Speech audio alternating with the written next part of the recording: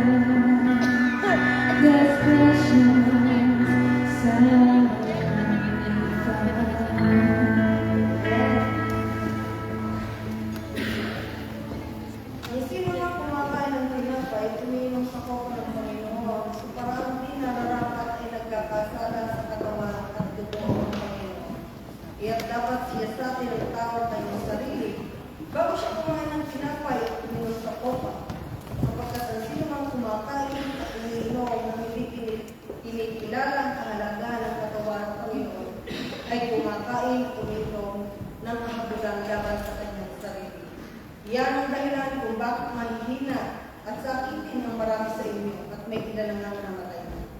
Kung sisiyasatin natin ang ating sarili, hindi tayo mahatulan ng Panginoon. Ngunit, pinahatulan tayo ng Panginoon dahil itinutuwid niya tayo upang hindi tayo maparusahan kasama ng sanlibutan. Amen. So, nalito tayo manahimik at magpasiyasat sa panagdulog natin sa aming puso sa Kanya. At kung meron tayong panalangin, ang dalangin mo, para sa Kanya, ilapit natin sa Panginoon. Amen.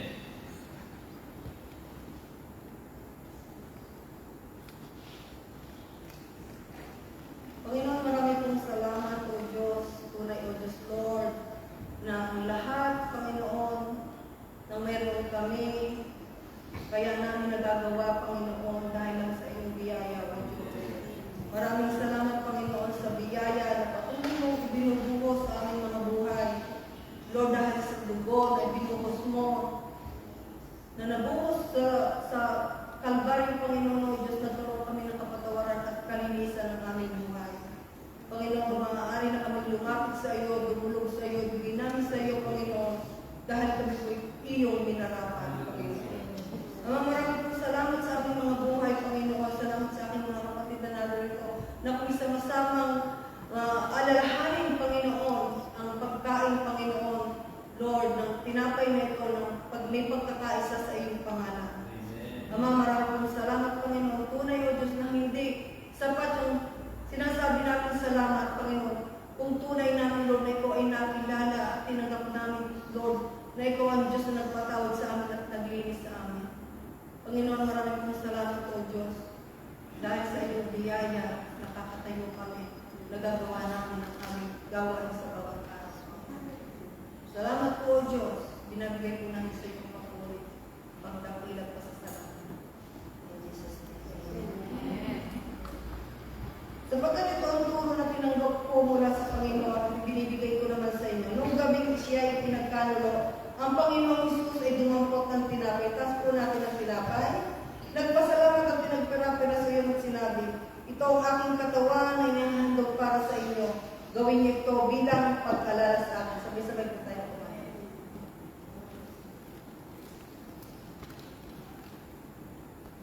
Matapos maghapunan, dumamputin siya ng kopa. Taas natin Diyos.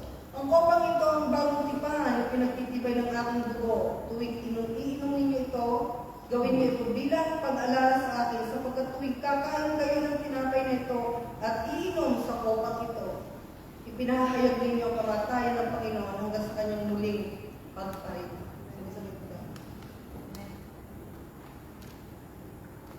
Salamat po, Panginoon.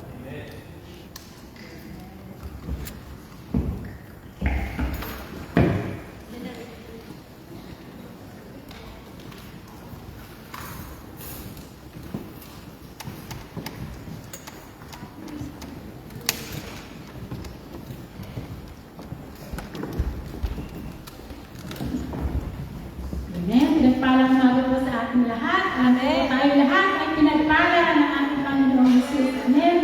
So, ilagay po natin yung ating ibabalik sa ating Panginoon. So, kung ibigay po natin is yung ating pong pagbabalik para po sa ating Diyos. Kung kanina po, binigyan po natin ng papuring awin ng ating Panginoon. So, ngayon po is yung ating finances, yun po ating ibabalik sa Panginoon. Sabi nga po, di ba? Nabasahin lang po sa Samuel chapter 4 verse 5, sabi doon, magtiwala kayo sa Panginoon at mag-alay sa Kanya ng tamang mga handog. So ano po yung handog? Yung tamang handog na nais ng ating Panginoon, ibigay natin sa Kanya. So ang pag-ibigay po ay very biblical. Maraming po mga sinasabi sa scriptures na kung paano tayo dapat magbigay sa ating Diyos. So sabi nga po doon sa Old Testament, alam po na, alam na natin lahat, parati po natin nakikinig. Sa Malakias chapter 3 verse 10, sabi doon, dalhin niyo ng buo ang inyong mga ikasampung bahagi sa tahanan ng Diyos upang matugunan ang pangangailangan sa aking tahanan. Subukan ninyo ako sa bagay na ito kung hindi ko buksan ang mga bintana ng langit at ibuhos sa inyo masaganang pagpapala. So nandun po yung ang mga Israelites po, diba, sinasabihan ko, ibinigay sa kanila po ang law na ibigay yung ikasampung bahagi. So alam ko po na ating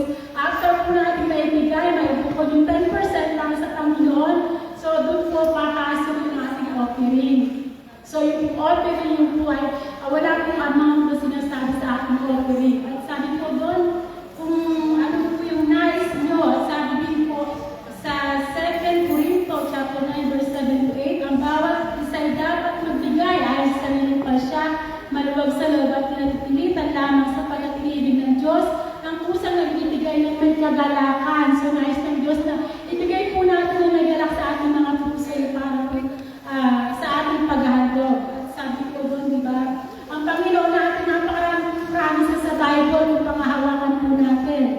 At sabi nga po doon, magagawa ng Diyos na pasaganayin kayo sa lahat ng bagay. Sabi po sa lahat, hindi lang po sa finances sinasabi ko, sa lahat po tayo kapalain ng Diyos. Hagit pa sa inyong mga kailangan, kapag may nagamit kayo sa pagkakawang gawa. So hindi lang tayo pinagpapala personally or para sa pamilya natin, na-extend din po natin yung pagkapala sa ibang tao, lalo na po, di ba, kapag ibinibigay natin yung tithes natin, di ba, yung para sa local church, nag-support tayo, di ba po, ang church na ministry para po sa mga nangangailangan, mga feeding ministry, so sa ganung paraan, makakatulong po tayo. So extend po natin yung mga blessing, yung natanggap po natin, lalo po na tayo nasa Israel, alam naman po natin sa natin, na kung i-compare sa ibang mga place, yung nakikita po natin dito is talaga na pong sapat at higit pa na pagkakala ng provide na sa atin ng Panginoon, lalo na, di ba, na-realize ba ninyo na sa kabila ng war, is still, nakakatrabaho pa rin tayo, di ba? Alam doon pa rin talaga, bumubuhos pa rin yung pagkakala ng Diyos, yung mga trabaho pa rin tayo.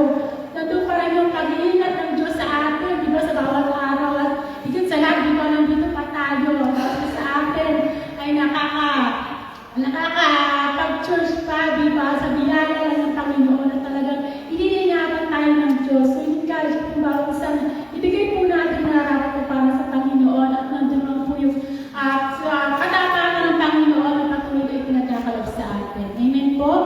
May special number po 6 is Jenny.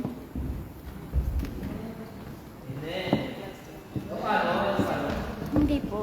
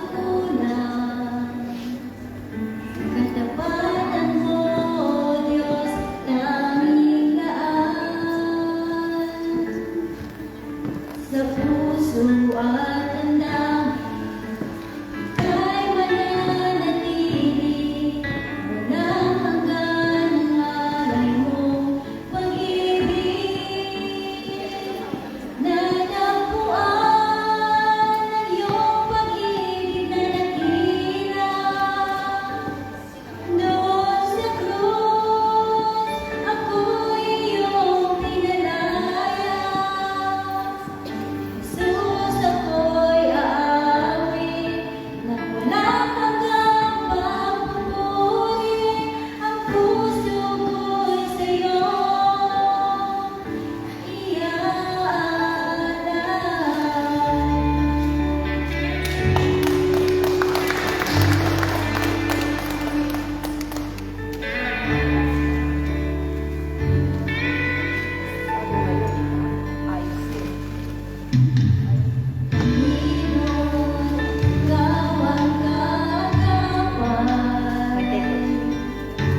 Kabutihan mo sa akin nakukulang.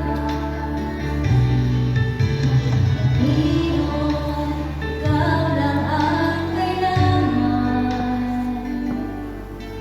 Magpakailanman sa'yo ako'y mananahan.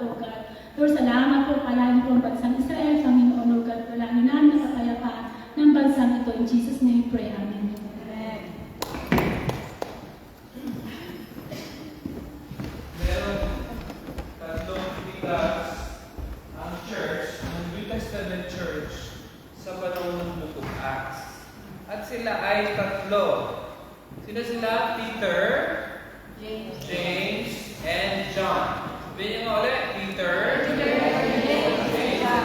Tatlo sila. Si Peter, ang pangalan niya sa Hebrew ay Shimon. Tapos, si James ay Jacob. At saka si John ay Yohanan. Itong tatlong ito, they're all Jews, di ba? Sila ay Jews. Silang tatlo ay very close associated with Jesus Christ.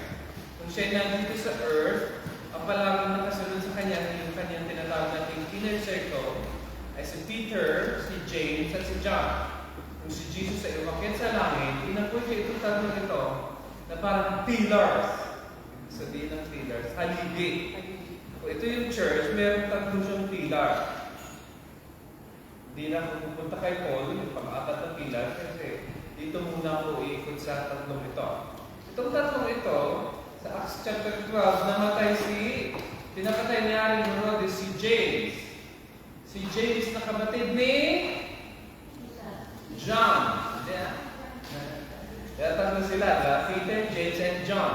Si Peter, yung tatlong disciples niya, si Peter ay mangingisda din itong dalawa. Itong dalawang ito magkapatid, tinatawag natin Guardians or Sons of Thunder. Diba? Yung dalawang yan. Pero nung sa Acts chapter 12, pinatay si James, yung kapatid ni John.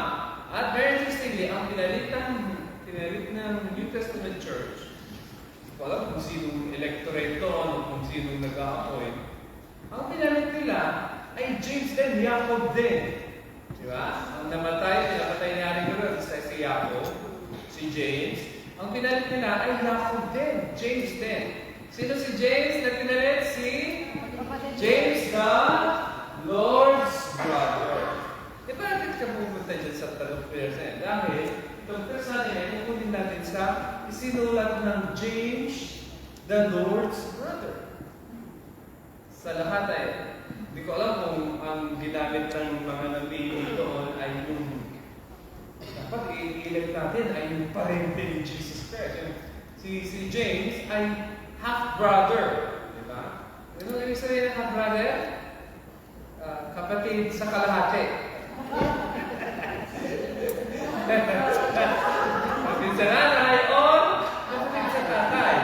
Kasi yung full brother or full sister, isa ang tatay at nanay nyo, diba? Yun yung full. Si kuya ko, si Kuya Yomar, ay talagang magkapatid kaming buo. Isa ang tatay namin, isa ang nanay namin, diba? Kinasal si tatay at nanay, nagkaroon ng Yomar, nagkaroon ng Alan. We are full brothers. Pero meron sa pamilya natin na half-brother. Ano yung sabihin nun? Kapatid mo sa tatay lang. O kapatid mo sa nanay lang. Hindi isa ang tatay nyo, di ba? Hindi isa ang tatay at nanay nyo. Magkaiba. Noon sa panahon na yun, sa context ni Jesus Christ, ay meron siya half-brothers and half-sisters. Di ba? Nanay niya si Virgin Mary, pero hindi niya tatay si Jose. Alam ba yun? Hindi niya tatay si Jose. Sino ang tatay ni Jesus? Father, diba? Kaya ibig sabihin, walang dugo si Jose sa nananalaytay sa kanya. Ang dugo niya ay galing sa Father God at kay Mary. At tinatry ng mga ibang doktor na wala daw galing sa dugo ni Mary. Hindi ko alam kung paano nangyari dahil si Jesus kumakain sa boom. Hindi di ba? Kaya hindi ko alam kung walang transfer. For sure, meron. Pero ang ibig ko sabihin ay ito. Ibig ko sabihin, kung saan meron tayong half-brothers or half-sisters. Ngayon, si Jesus is the Lord's brother, whole or half? Half.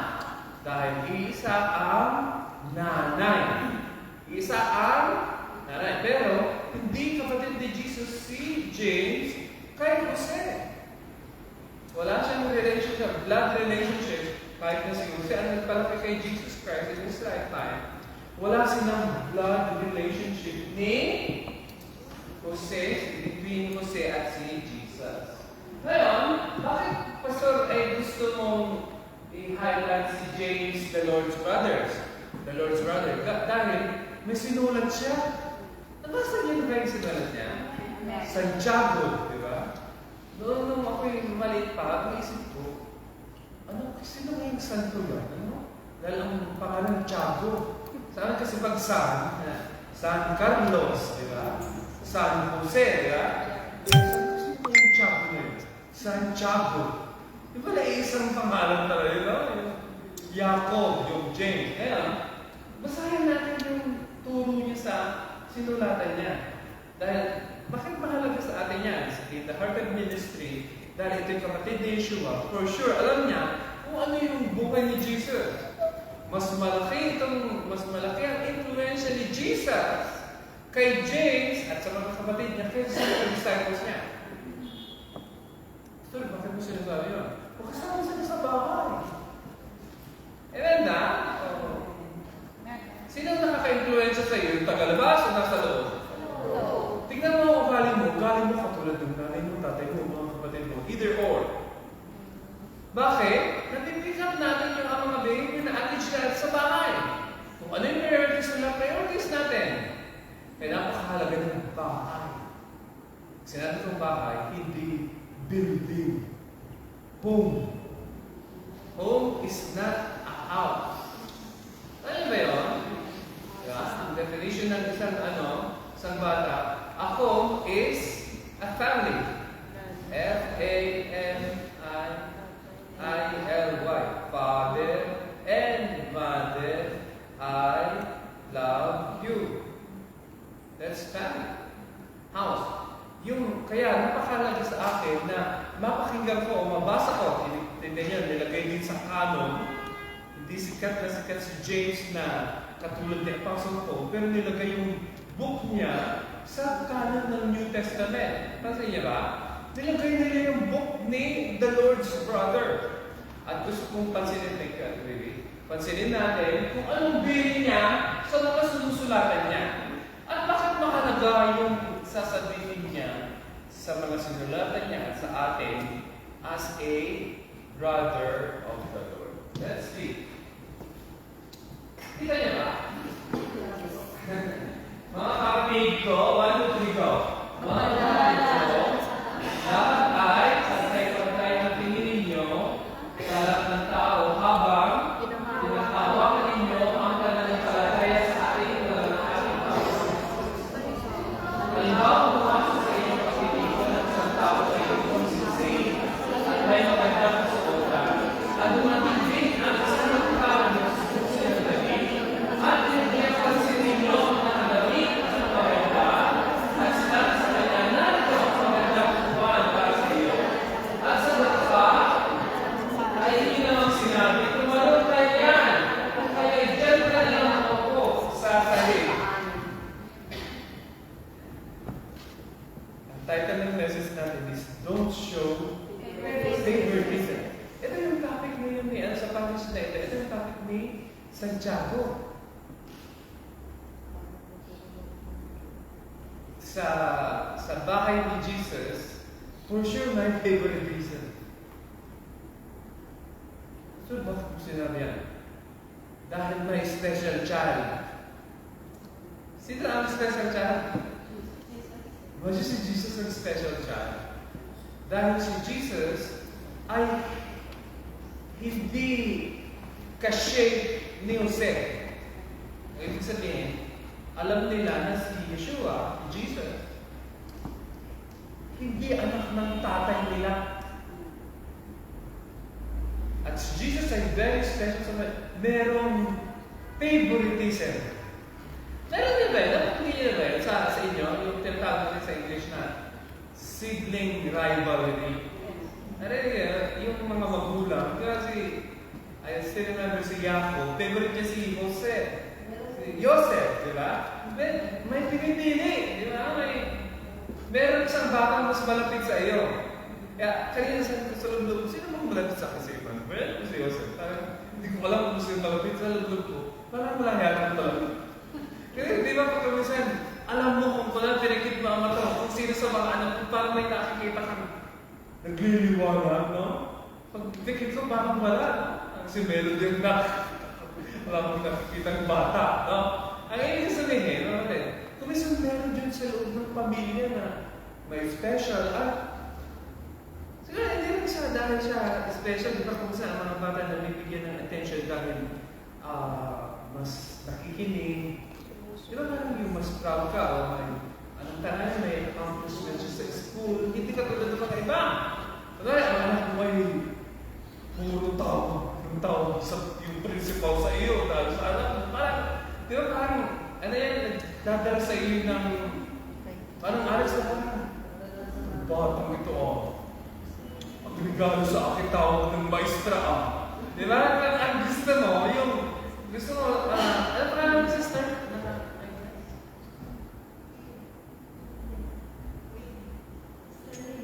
Lynn?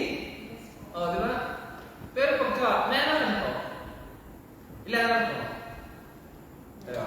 Di ba kung yung anak mo ay mataas ang score, no? Tatawag ang maestra, congratulations po. Ang anak niyo ay top 1. Di ba parang, yan sa heart mo ba parang, wow, hallelujah. Sa akin talaga naman. Hindi sa asawa ko. Di ba? Parang, natutuwa ka sa Betsy pagka meron kang anak na, wala ka bang anak kasi, kaya hindi ko ma-illustrate. Natutuwa ka na pagka meron. Amen, amen, amen. Amen, amen.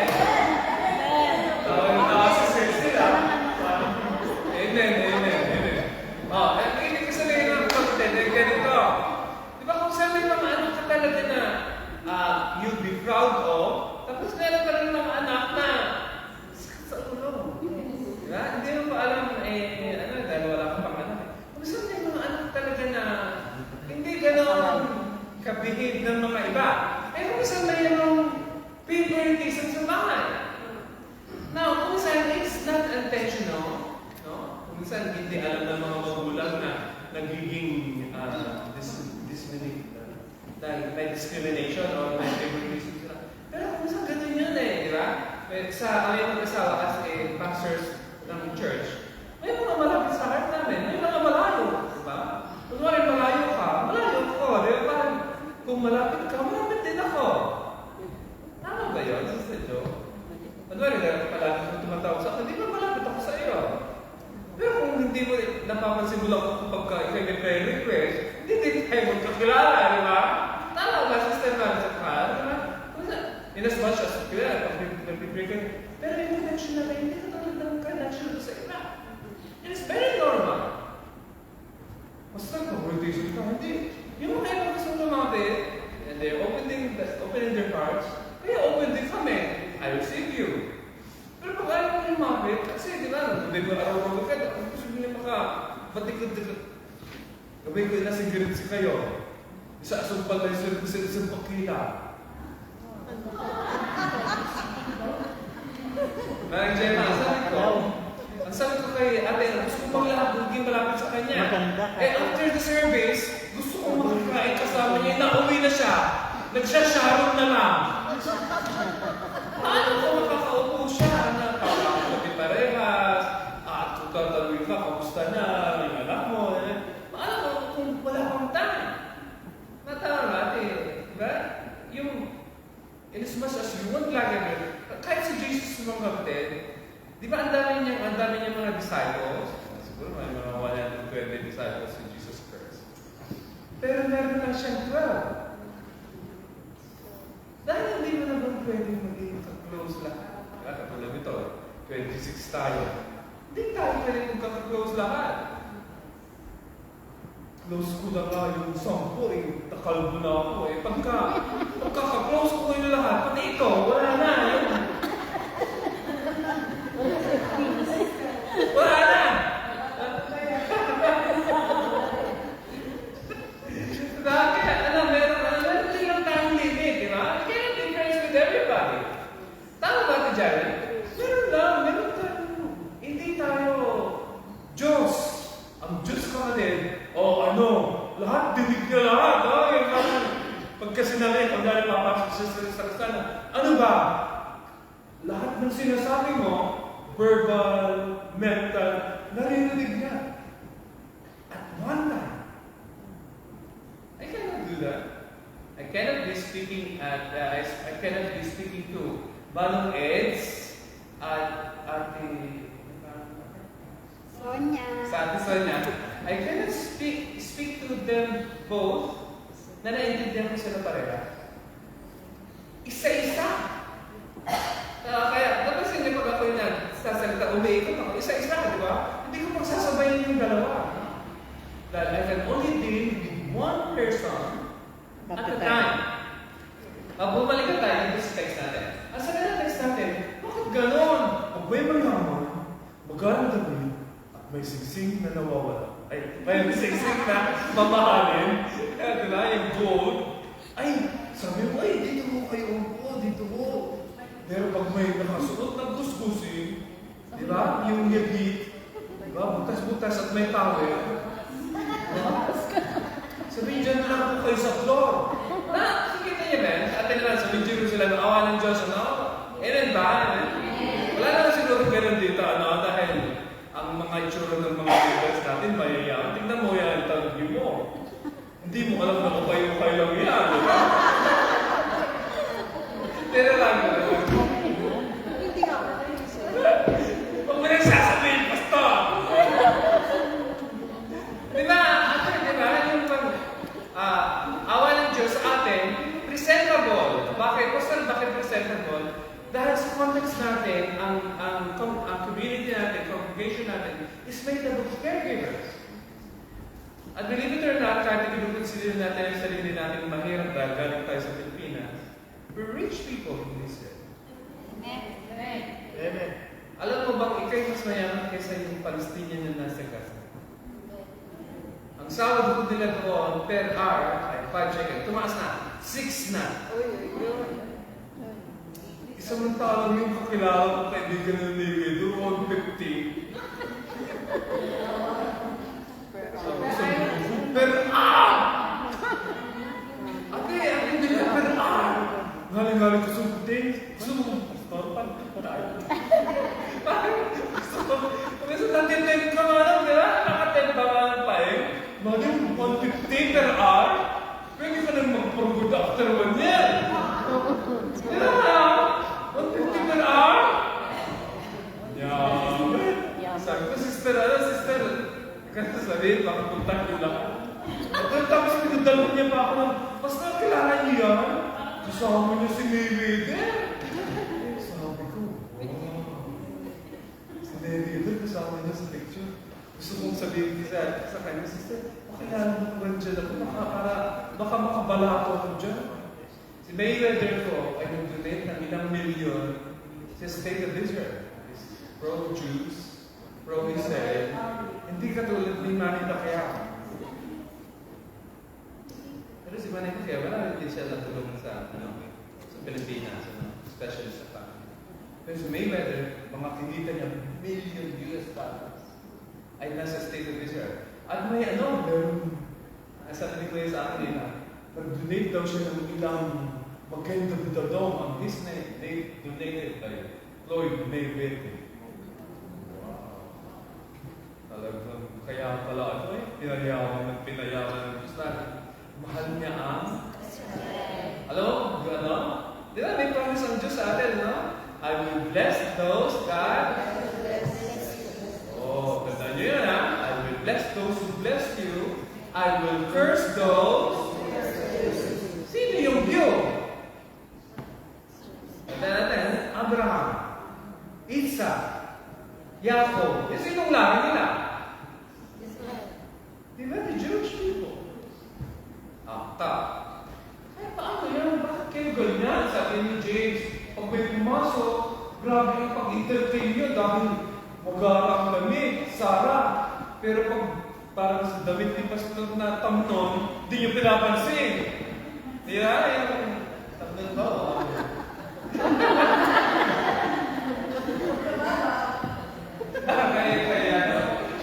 Next. Hindi ba, 1, 2, 3, go? Hindi ba nagtatapin na kayo? At umakapot na tayo sa mga pag-iisip? Pakinggan niyo ito.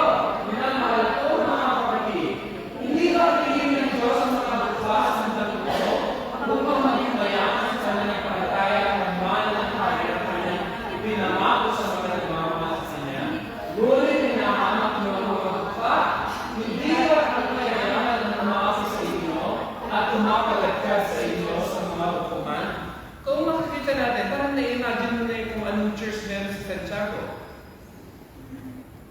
anong church siya yung sinusulatan niya? O yan, sabi niya, bakit nagtatama kayo? Bakit may favoritism kayo?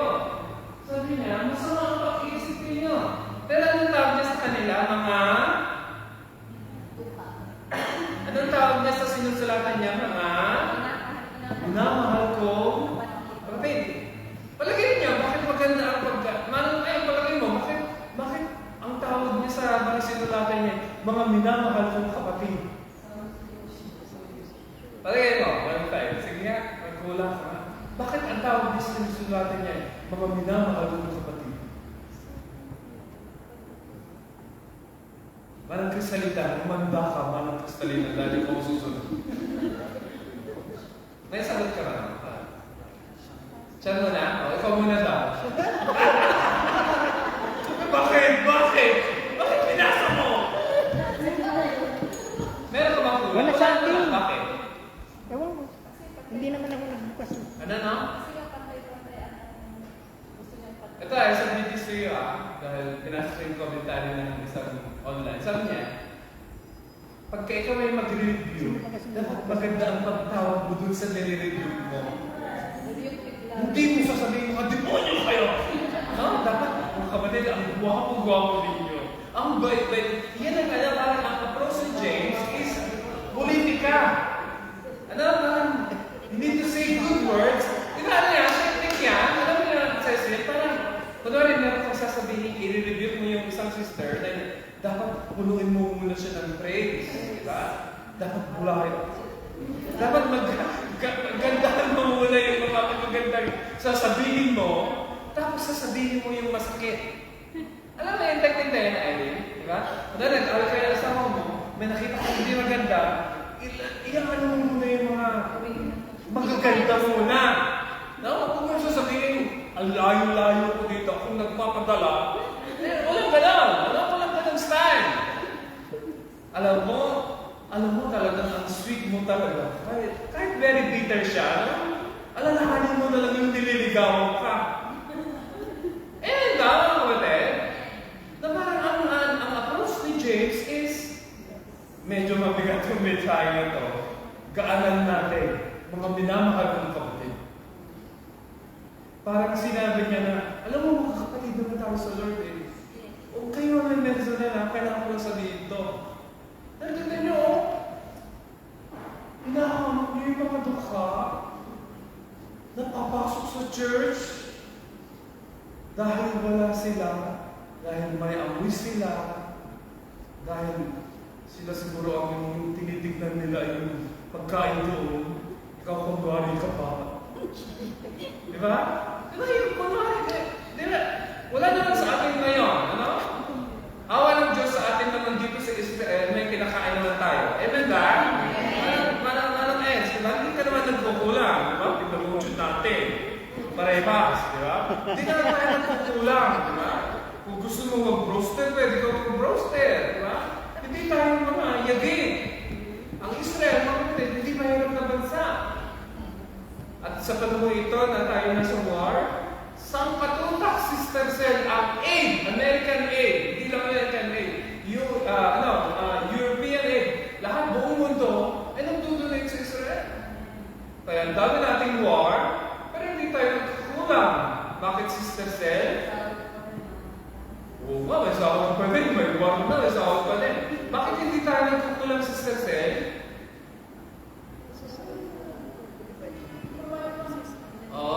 Provide ng Lord, at ang ginagamit niya, yung mga US, di ba? Bakit ilang beses na tayo nag-attack sa Lebanon, hindi pa tayo naubusan ng ammunition? Galing kay ang Lagbite. Sino pa ba naman bumibigay sa atin, di ba? Hindi naman, wala namang manufacturing ang Israel ng mga ammunition. Nakikitin lang tayo sa mga kay Uncle Sam. Alam mo ba yan, Sister Grace? Hindi tayo mayaman. Pero may nagbibigay. Ano yung bansa? Tama ba? Sa Cherry, no? Miss kita sa Cherry, mayamang bansa ito. Kaya kaya nandito tayo. Imagine kung ito ay Pilipinas, maging caregiver ka sa Pilipinas.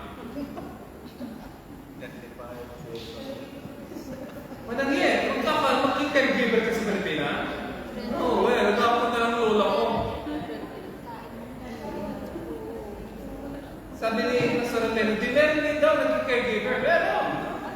Matapos sa kanila kapit sa patalim. Ang hirap kayo nag-caregiver doon. Kanong sahod mo, kakal ka sampa. Dito caregiver ka, kumarenta. Hallelujah. Parang ayaw ko na tuloy umalis. Parang dito na lang ako. Di ba? Di ba? Salamat naman. Nagdagdagdiri ka sa akin. Di ba, tapos yung prayer niya, yung mga mahirap, sabi niya, ay rich in faith. Again, hindi ko sinasabing ang mga mahirap ay rich in faith. Dahil maraming unbelievers sa Pilipinas na dukha, wala din silang Jesus. Makakilala ko ang dukha, o magnanakaw at maggagancho, dahil wala kang pera. Pero, imagine niyo, ang context ni, ang sinusulatan ni Santiago ay isang church na yung mga mahirap doon sa church nila ay rich in faith. Ano ba? Dahil baka akala nyo, sabi ng Bible verse ay yung mga dukhain. Meron din, pero very general naman yun eh. Maraming mayaman, matuwid na mayaman, at marami ding matuwid na mahirap. May manlulokong mayaman, pero hindi manlulokong mahirap.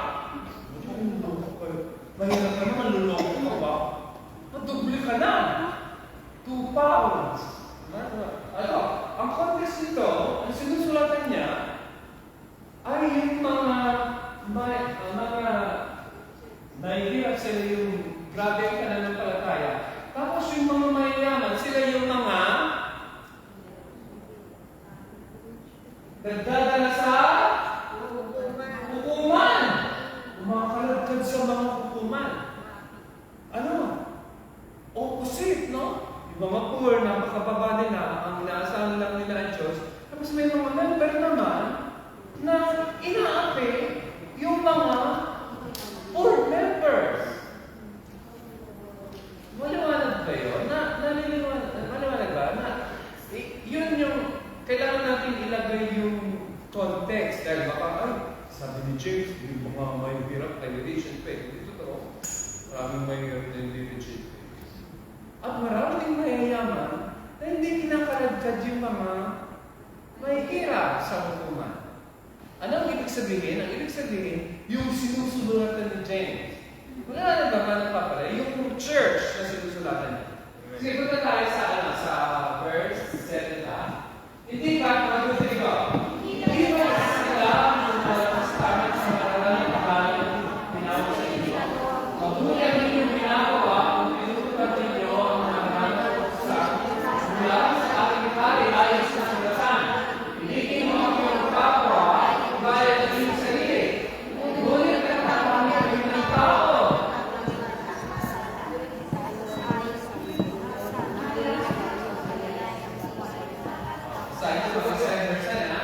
Ngunit kung nagtatabi kayo ng tao, kayo'y nagkakasala. At ayon sa kautosan, kayo'y napatunayan sa wakil, kaya dapat sakar. Si James ay mabigat ang salita. Hindi ko alam kung nakikita niyo mabigat o hindi. Pero sa value reading, yung face reading, mabigat magsalita. Magsulat si James. Somehow si James, kung si James ay isa sa mga kapatid ni Jesus, for sure si Jesus, mataas ang standard niya, no? Medyo mahirap maging kuya si Jesus, no? Dahil Jesus no? Mas pinagpala si Joseph, ang kuya niya ay si Emmanuel, di ba? Dahil si Emmanuel, parang parehas din sila mag-isip. Pero pag si Jesus, ang kanyang upbringing at ang kanyang understanding sa sarili niya ay nagdidevelop at alam niya who will become the Son of God, ang mga kapatid niya, ay takot, no? Hindi katulad ng mga kuya natin. Sino dito may mga nakakatanda? Okay, kayo nakakatanda, di ba? Kung minsan may mga nakakatanda na madaling pakisamahan, kung may mga nakakatanda naman na aapi-apihin ka, ba? Tulad namin ni Kuya, mga api maliit pa. Kaya ko ni Kuya. Api-api ako talaga ni Kuya. Kaya Kaya ang ginagawa ko kay Kuya para makaganti, yung mga gamit ko tinatapon ko sa may kasman. Dahil hindi ako makaganti, yung mga damit ko tinatapon ko sa hindi ako makaganti sa kanya. Kaya si Jesus Christ naman, meron siyang pamantayan. Kaya itong mga, I'll call them half-brothers and half-sisters, ay hindi makaano sa kanya, hindi makasabay. Bakit hindi mo makasabay? Nung si Jesus ay papupunta na siya sa ministry, kailangan niyang i-train yung mga kapatid niya na magkaroon ng sariling train dahil for the next 3 years of his life, magpo-full time na siya. Ano nga sabihin na si Jesus ay magpo-full time na? Si Jesus ang nagsusuporta sa family niya. Wala ba yun Nandy? Hindi, walang nagpapadala ng NPCN galing abroad. No? Siya ang, mason. Siya ang, hindi ito hindi sa stone siya nagkakarve. Hindi carpentry, pero hindi kapol. Diba? Ang ano niya. Masonry ba tawag? Mason ba? Sculpture. Sculpture din yan. Masonry ba tawag? Tama ka. Sabihin ko ba? Amen. Sige, masonry. Amen. Sige, masonry. Diba si Jesus, meron siyang train. Kailangan niya utusan yung mga kapatid niya, oy, aalis na ako, full time ako, kayo mag-alala kay nanay at mga ibang kapatid. Religious sila. Hindi tatatlo ang kapatid. Marami silang magkakapatid. At sino bumubuhay dahil? Ang sabi ng tradition, maaging namatay si Joseph. Sino si Joseph? Yung tatay. Si tatay, asawa ni Mary, na maaging namatay. Kaya ang nag-take ng trade ni Joseph, ay siya. Siya ang nagtrabaho para mabuhay ang mga kapatid. Kaya nung 30 years old na siya, before that, kailangan niyang i-put into action yung mga kapatid niya para magpatuloy yung family business. Or else, kung umalis siya na nagpuntan at walang magsusuporta, kawawa naman. Maliwanag ba? Kaya si Jesus, kailangan niya i-push yung mga kapatid niya, oy, magtrabaho kayo. Huwag kayo tutulog-tulog dito. May mga assignment tayong gagawin. Bakit? Hindi prepare ni Jesus Christ yung mga kapatid niya dahil He's going to the 3-year ministry at is He coming back home? No. After the cross, He's going back home. Not to the home in Nazareth. Not to the house in Nazareth. He's going to His real home. Ano lang ba? He's not going back home there in Nazareth. He's going to His real home. Kaya tinrepair niya yung mga kapatid niya na maging ready. Kaya lang itong James na ito, isa sa mga tinrepair ito ni Jesus. Diba? Pero sabi niya, kung kayo ay nagtatati ng ibang mga tao, sa sinulatan niya, sabi niya, dapat kayong pagsahan.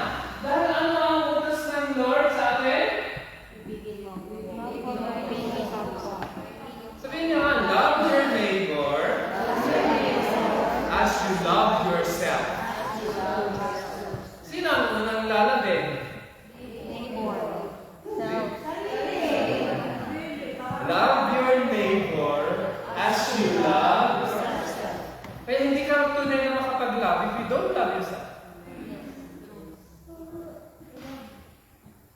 Tama ba ako? Kaya hindi tayo parehas. Pasensya ka na, alam mo naman mga matatanda. Hindi tayo sila, pag-alabig sila. Di ba kung hindi mo alam, i-love yung sarili mo, you cannot give the same love to others. Dapat alam mo kung paano mo i-love ang sarili mo. And ito, alam ko na medyo this is conflict against sa mga tinuturo ng iba. You need to love yourself. Salamat sa mga konting natanong. Yung mga iba medyo... Amen. You need to love yourself. Bakit, Ann? Why do I need to love myself? Ano yung overflowing nun, nagigigay mo po sa kapwa? Pag hindi ko alam, i-love yung sarili ko, paano kita alam? Kung hindi ko alam ang definition ng love on my level, paano ko maintindihan yung definition mo ng love?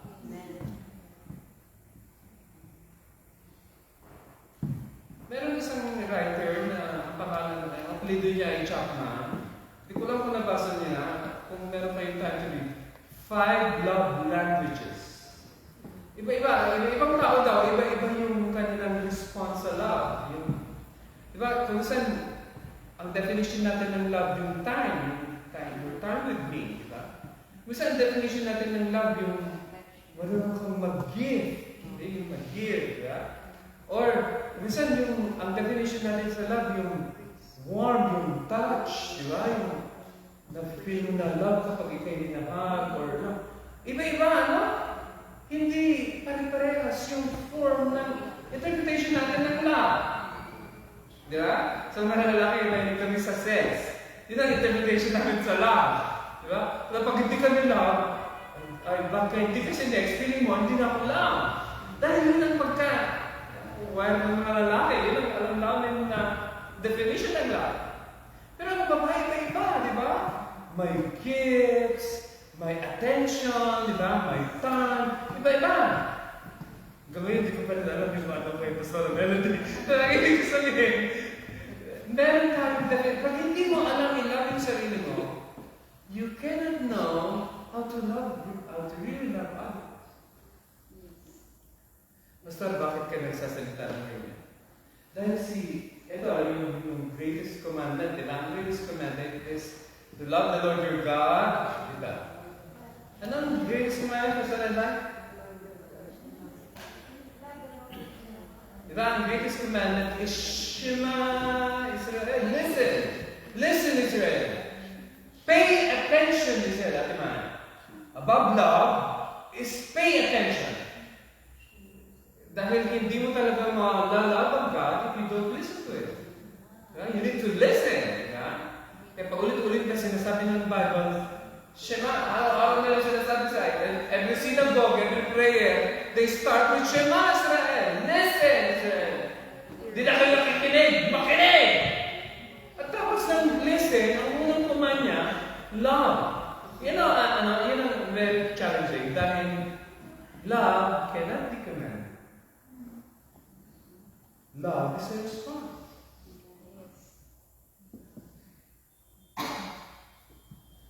Why do we love God? We love God because He first loved us.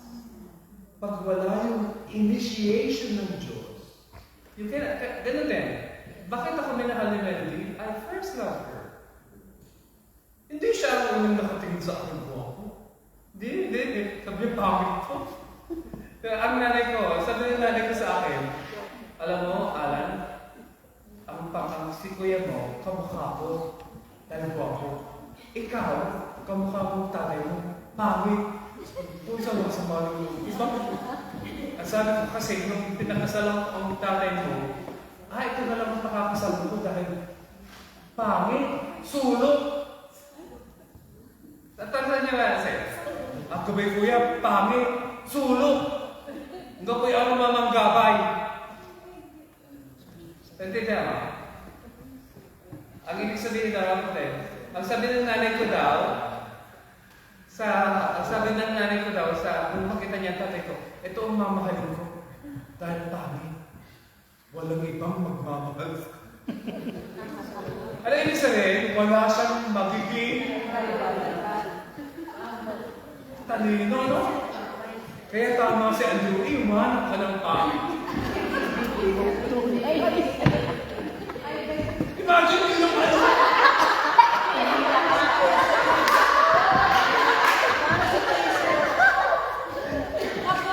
Paano, yun ang naman ng nanay ko. At sa sobrang loob ko, sabi ng nanay ko, anak, ang kuya mo, kamukha ko dahil gwapo.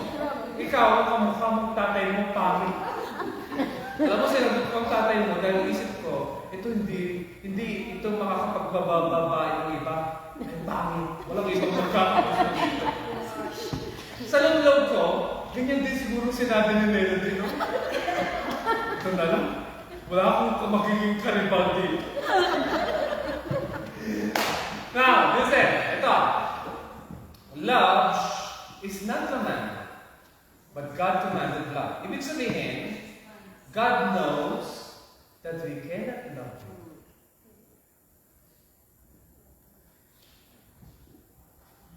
God is asking us to love Him and to depend on Him to give Him grace to love Him back.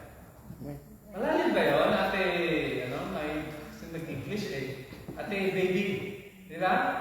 DC. Ate, baby. Ikaw. Baby C. Di ba? Bigyan tayo ang command ng Diyos sa atin, i-love siya. Alam niya na hindi natin siya kaya i-love by our own self. Kaya anong gagawin natin? We run back to Him and we ask Him, Lord, fill me with your love so I can love you back. Dahil tayo mga, apple ang pangalan. Dahil tayo mga ruin ng mga tao, we don't have the capacity to love. Kaya minsan, yung love natin, very limited. Meron tayong, yung tulad ng sinasabi ni Jameson, meron tayong favoritism. Minsan gusto lang natin yung mga kasama natin, pag nasa labas, hindi. Parang, meron tayong pinipili, di ba? Pero, how do we solve that?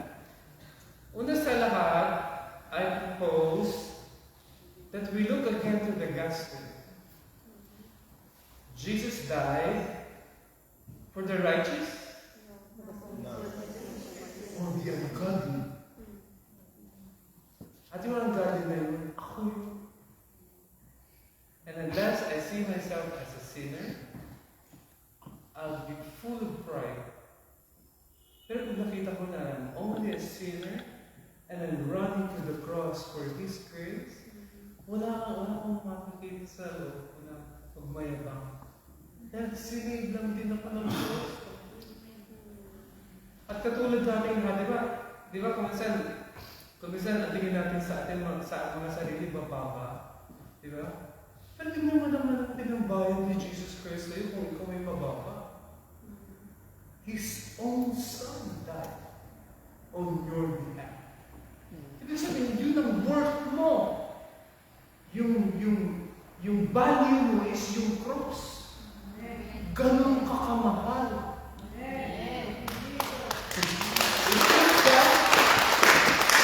It took the Father to kill His own Son so that you enter into His kingdom. Grabe yun, kapatid. And that's your worth. Kung mababa kung tingin mo sa sarili mo, and you cannot love yourself, o hindi mo matignan yung value ng sarili mo, look to the cross. Ganyan ka-precious sa harapan ng Diyos. Ang worth mo, the price, the blood of His own Son. Pag hindi yun tumalab sa iyo, ewan ko kung nasan ka na. I like you to realize that yung cross, nandun yung iyong value.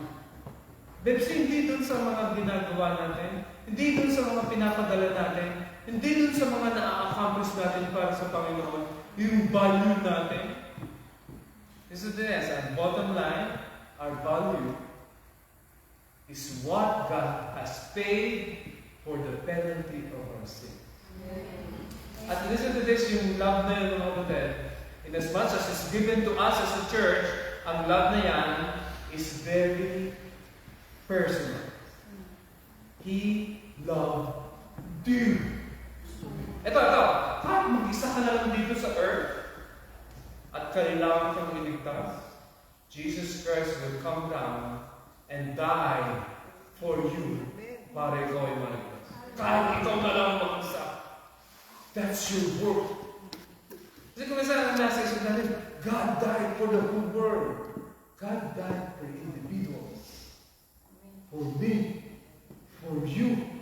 Para malaman mo na ganun ka kahalaga. Father, we thank you that you love us so much, that you killed your own Son so that we may enter your kingdom. And Lord, we thank you for the power of the gospel. That Lord, in our hearts, we are humbled that even when we are sinners, you still love this sinner and embrace him and killed your own son for his own salvation. Thank you for tonight, Father, as we repeat, Lord, the 3-minute gospel. Allow us to understand yung extent ng love ninyo sa amin person. We love you, Lord, and we worship you. We thank you for putting such value and worth into human beings like us. And because of this, Lord, we love you back. In Jesus' name. Tayo lang, magsabi na, tayo lang ay tumayo for our 3-minute gospel.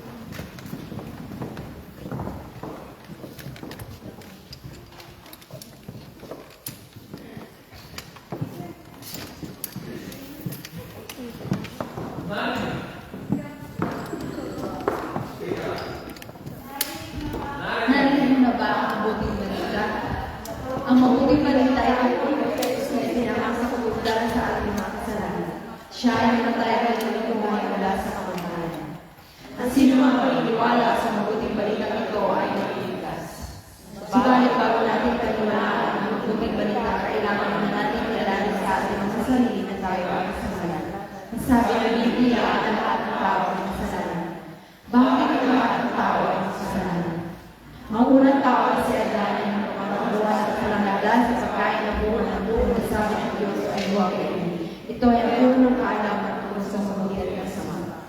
Sino ay nilalaan ang utos ng Diyos at siya ay nagkasala. Dahil ang lahat ng tao ay nagmula kay Adan, ang lahat ay kainina ng kasalanan. May apat na katibayan na ikaw ay kasalanan. Una, ang pagkatakot ay resulta ng kasalanan, kaya kung ikaw ay may takot, ikaw ay kasalanan. Ikalawa, ang pagmumuhi ay resulta ng kasalanan, kaya kung ikaw ay namumuhi, ikaw ay makasalanan. Ikatalo, ang mga pagkatakot ay resulta ng kasalanan, kaya kung may paghihirap sa iyong buhay, ikaw ay makasalanan. Ikaapat, ang matay ay resulta ng kasalanan, ang lahat ay siguradong mamamatay pagdating ng panahon. Ang taong makasalanan ay hindi na magkakato sa kapatayan dahil sa pagkatakot, pagkamuhi at mga paghihirap. Siya ay natakot at parusahan sa impyerno. Ang sabi ng Biblia, ang impyerno ay isang lugar na kapag minsan ka na mapunta doon ay hindi na makakalabas pa. Ito ang destinasyon ng taong makasalanan. Siya ay hatulan ng takot sa impyerno para sa walang hanggang paghihirap. Paano tayo makakaiwas sa ganitong destinasyon? Una sa lahat, ang mga kasalanan ay dapat mapatawa dahil nakabeber ng kasalanan ay kamatayan. Hindi kailangan mamatay para sa atin upang ang ating mga kasalanan ay mapatawa. Subalit tayo lahat ay pinakaiadan na lang pwede mamatay sa bansa atin kung tayo ay ulas dahil lahat ng tao ay kasalanan. Kaya si Jesus ay napalitan dito sa daigdig na hindi nagmakaiadan. Siya ay nanganak na patuwid, walang bahay ng kasalanan. Ipinangilis sa pamamagitan ng Espiritu Santo, ipinanganak sa pamamagitan ng Birhen Maria. Siya ay pinako sa krus at namatay para sa kapatawaran ng mga kasalanan. Kaya kung nananampalataya ka sa mabuting balita tungkol kay Jesus, ikaw ay patawarin at ililigtas. Pagsisihan mo ang iyong kasalanan at tanggapin sa Jesus sa iyong puso, ikaw ay patawarin at ililigtas. Kung maniniwala ka sa kamatayan, may pagkabuhay ni Jesus para sa iyo. Hallelujah, let us pray. Glory to Jesus. Panginoon, maraming salamat, O God, sa katagumpayan, Panginoon, ang gawain nito, Diyos. Lord, tunay na po, Panginoon, nagpapasalamat po kami, O Diyos, sa mga salita mo, ipinahayag mo sa amin ngayong gabi, O Panginoon.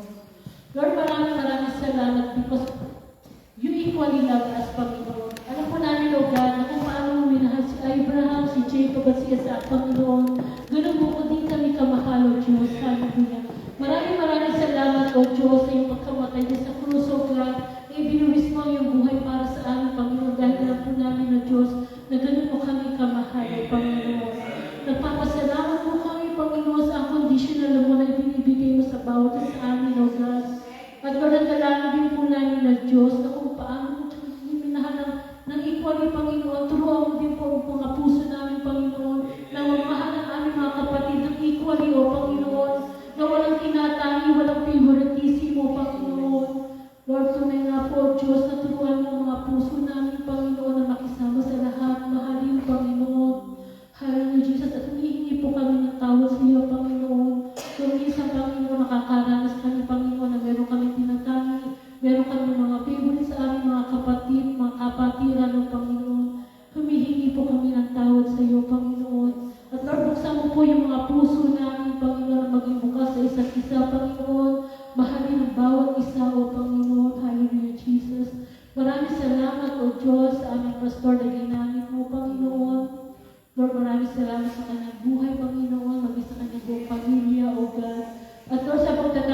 po ng gawain ito, O Diyos, sa aming mga pag-uwi, sa aming mga class, sa aming mga trabaho, Panginoon. Lord, samahan mo po kami, Panginoon. At Lord, dalangin po namin yung joy sa aming puso, magdala-dala po namin hanggang sa aming pag-uwi sa aming mga employer, O God. At Lord, nagpapasalamat din po kami, Panginoon, sa mga anak mo, O God, na nandito sa mga oras ito, Panginoon. Maraming salamat, O Diyos, sa buhay ng bawat isa, O God. At ang dalangin po namin, O God, next week, O God, na muli makasama po namin sila, Panginoon. At mas marami pa kaming makasama next week, O God. Yung mga kapatid namin na hindi nakakalabas, Lord, next week, Panginoon. Dalangin po namin, O God, na makasama po namin sila, O Panginoon. At even, Panginoon, yung mga nakinig, Panginoon, through online, O God. Lord, i-bless po sila, Panginoon, na makasama din po namin sila, Panginoon, sa susunod na pagtitipon, O Diyos. Kaya nga po maraming salamat po din sa buhay ng bawat isa, O Panginoon. Kaya nga po, Ama, lahat po ng papuri sa iyo po namin ibinibigay, O Diyos, sa pangalan ni Jesus. Amen. Naway maging matibay kayo at matatag sa pag-ibig ng Diyos para maunawaan niyo at ang iba pang mga pinabanaan kung gano'ng kalawak, kahaba at kataas at kalalim ang pag-ibig ni Kristo sa atin. Natin masabi natin. Amen.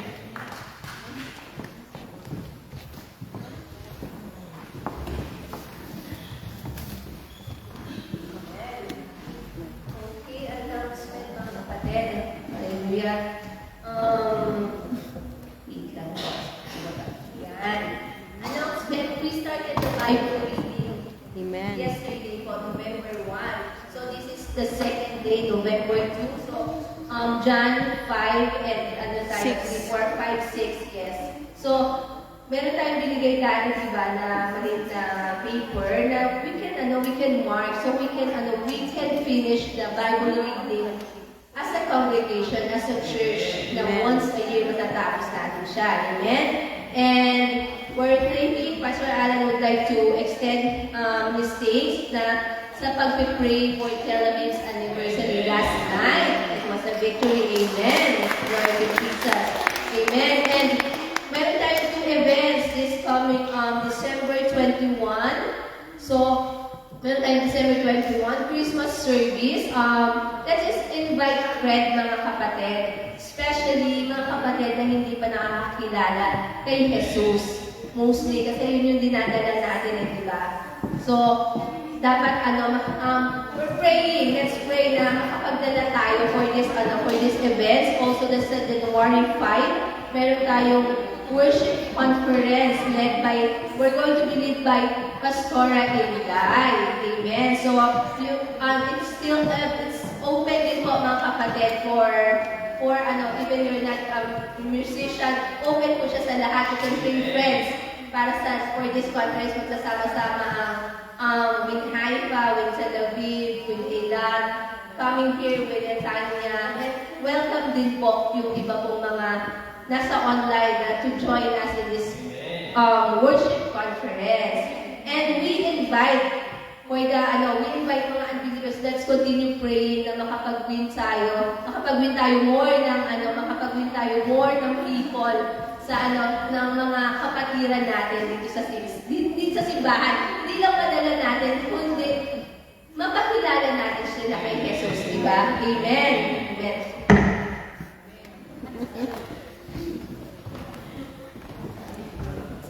Amen. Tayo po sumayo.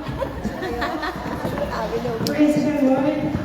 Awitin natin ang last song. Hallelujah. Praise God. Thank you, Jesus.